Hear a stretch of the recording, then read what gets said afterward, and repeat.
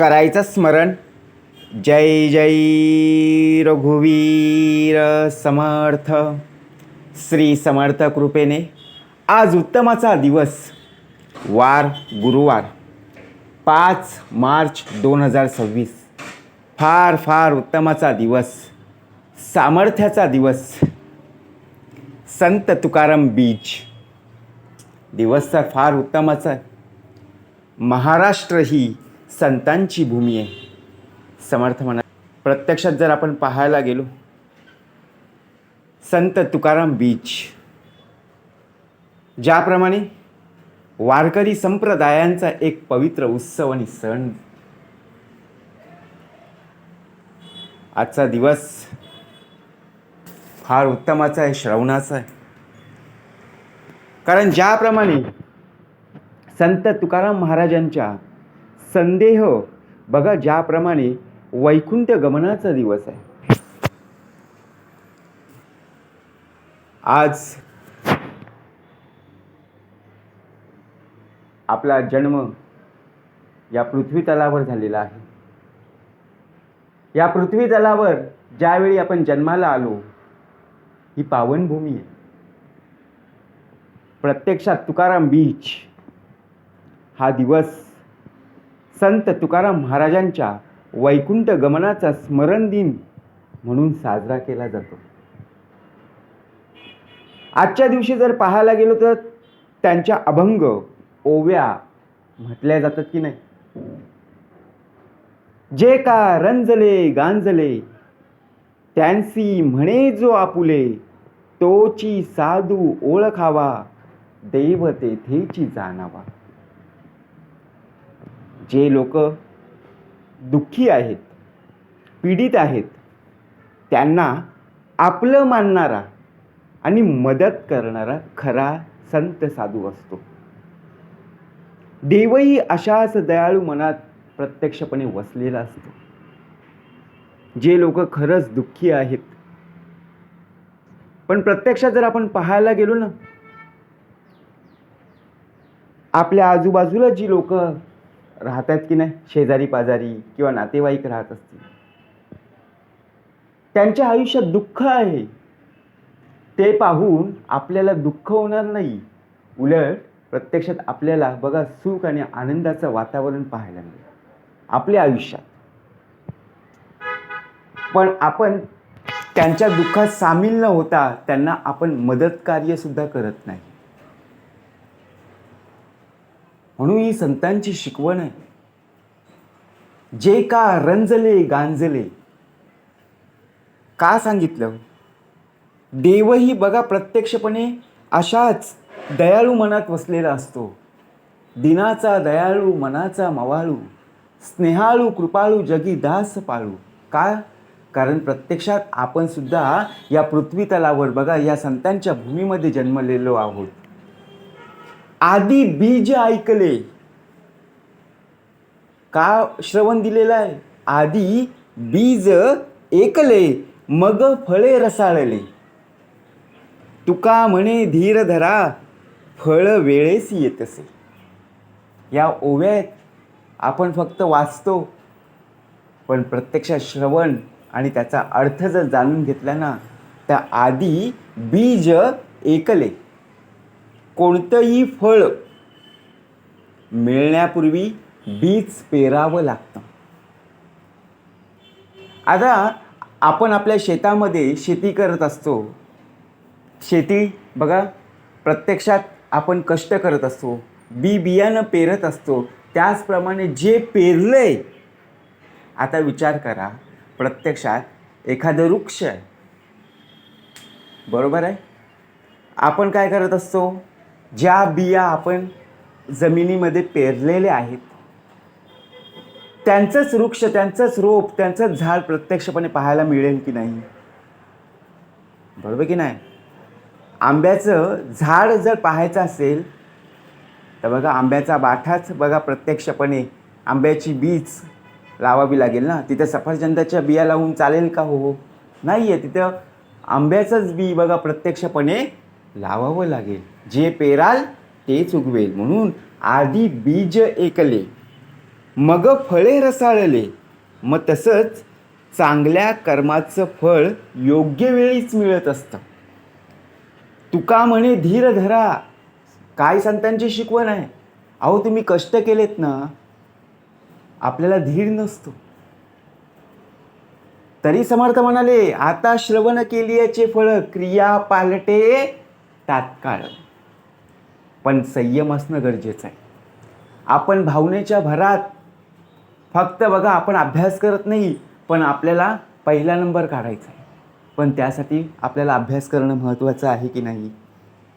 बरोबर आहे. एखादी मॅच असेल, त्या मॅचमध्ये सुद्धा आपण बघा प्रॅक्टिस करणं गरजेचं आहे ना, तरच आपण त्या मॅचमध्ये उत्तम प्रकारे खेळू शकतो आणि जे बक्षीस आहे त्या बक्षिसेस आपण पात्र होऊ शकतो.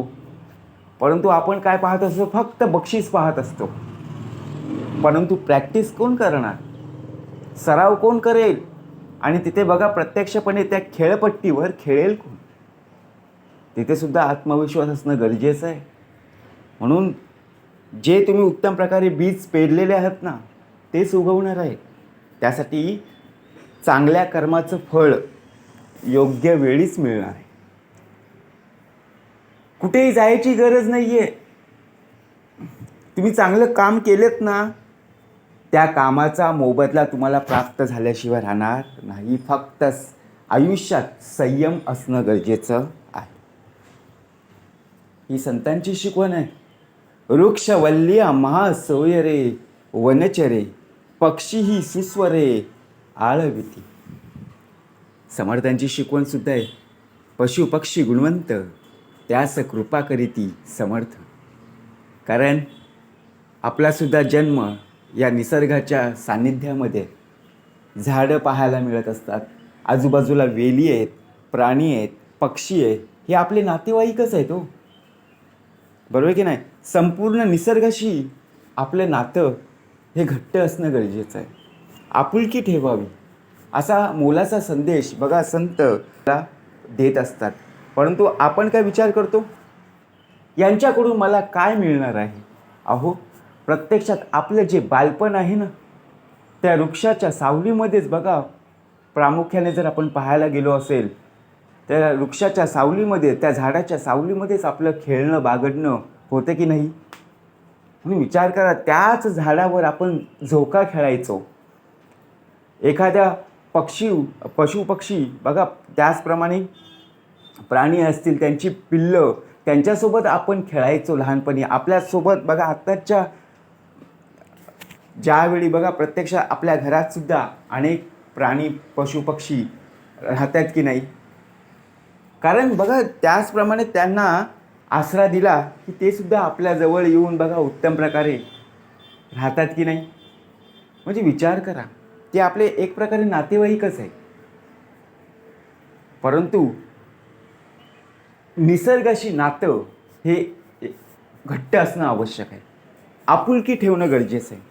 म्हणून संतांची शिकवण आहे. तुका म्हणे माझे काही नाही, सर्व हरीचे आहे. काय सामर्थ्याचा बोध आपल्याला प्राप्त करून दिलेला आहे. तुका म्हणे माझे काही नाही, सर्व हरीचे आहे. मनुष्याने अहंकार सोडून सर्व काही देवाचं आहे अशी भावना ठेवली पाहिजे. जर प्रत्यक्षात आपण पाहायला गेलो ना, अहो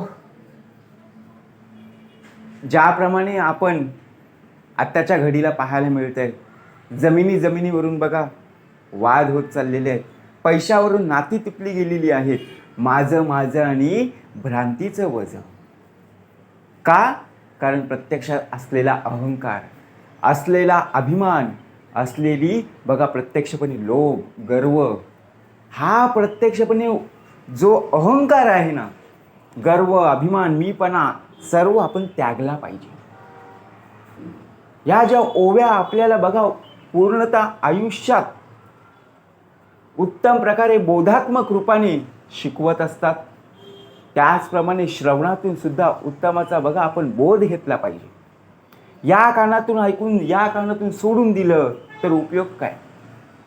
ते पेरता आलं पाहिजे.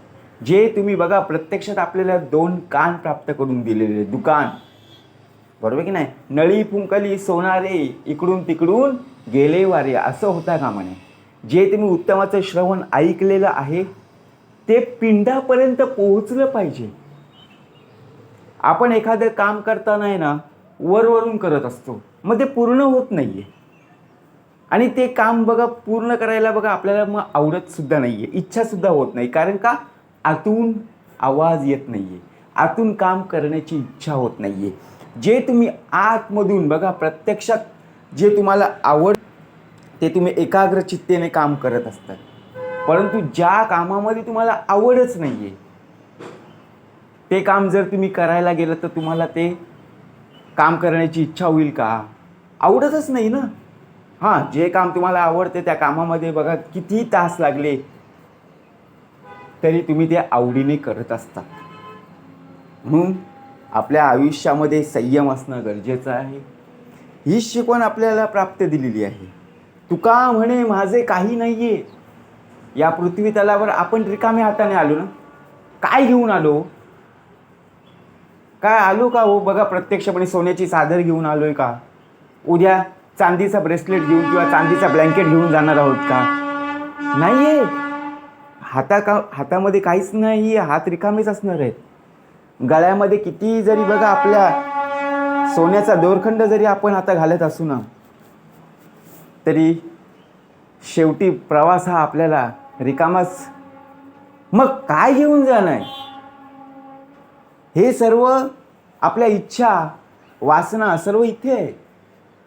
जे तुम्ही कर्म कराल त्या कर्माचा बघा उत्तम प्रकारे जे तुम्ही कर्म कराल त्याचं फळ निश्चितच इथेच प्राप्त आहे. म्हणून समर्थ म्हणाले जयाचा भावार्थ जैसा. मग संतांची शिकवण काय आहे? तुका म्हणे माझे काही नाही आहे, सर्व हरीचे आहे. विश्वाचा मालक आहे, हे सर्व त्याचंच आहे ना. आपलं काय आहे का हो? काहीच नाही आहे. आपला सातबारा रिकामाच आहे, कोराच आहे. तरीसुद्धा नाही आहे. हे माझंच आहे, ही माझीच प्रॉपर्टी आहे, हा माझाच बँक बॅलन्स आहे. अहो काहीच घेऊन जाणार नाही आहे, सर्व इथेच राहणार आहे. फक्त त्यातून मिळणारा जो आनंद आहे ना, त्यातून मिळणारा जो बघा प्रत्यक्ष समाधान आहे तो आपल्याला प्राप्त झाला पाहिजे. का समर्थांची शिकवण आहे? कारण ज्याप्रमाणे आपला देह या पृथ्वी तलावर आलेला होता आहे त्याचप्रमाणे रिकाम्या हाताने गेलेलो आहोत ना, बरोबर की नाही. जाणार सुद्धा रिकाम्या हातानेच. मग काय घेऊन जायचं? अखंड निष्काम श्रीसेवा आणि दास्य भक्ती. ज्याप्रमाणे अखंड बघा नामस्मरण असणं गरजेचं आहे, त्यामध्ये खंड कधी पडता कामा नये. निष्काम श्रीसेवा, आपल्याकडून होणारी श्रीसेवा. आपल्या आयुष्यात श्रीसेवा होत नाही. आपण झाडं लावतो परंतु त्या झाडांना पाणी आपण घालत नाही. ही श्रीसेवा घडली पाहिजे. त्या झाडांचं आणि आपलं नातं बघा घट्ट असणं गरजेचं आहे. कारण उद्याच्या आयुष्यात बघा तीच झाडं आपल्या मुलांना आपल्या मुलींना बघा आसरा देणार आहेत. शेवटच्या क्षणीसुद्धा बघा आपल्याला त्याचंच लाकूड उपयोगी पडणार आहे.